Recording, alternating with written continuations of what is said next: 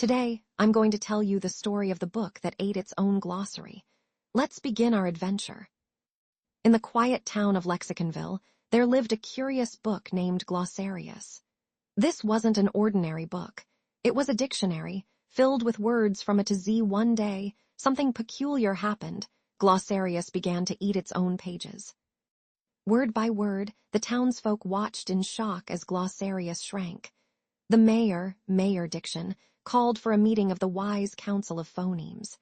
"We must find a solution before our beloved dictionary disappears entirely," he declared. The council convened and discussed various strategies, but none seemed to work. Then, young Timmy, a bright, inquisitive boy with a knack for words, spoke up. "I have an idea. I've been observing Glossarius. It seems to eat words that it doesn't understand." The council members nodded, and Timmy continued. "If we can find out what words Glossarius is trying to eat and teach them to it, perhaps the book will stop consuming itself."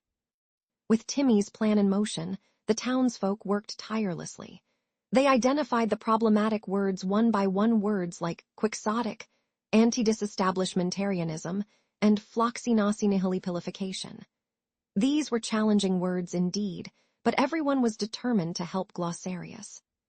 Under Timmy's guidance, they crafted stories and lessons for each word, making them easier to understand.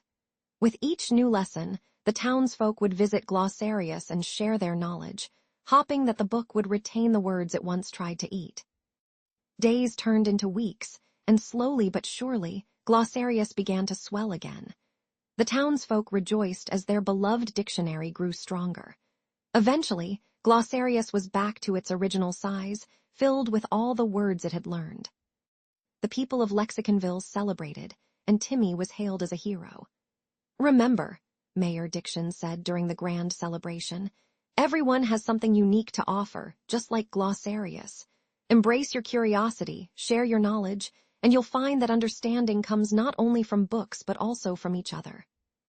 From that day forward, Lexiconville flourished as a hub of learning and cooperation, and Glossarius continued to grow, filled with new words from the ever-curious minds of its townsfolk.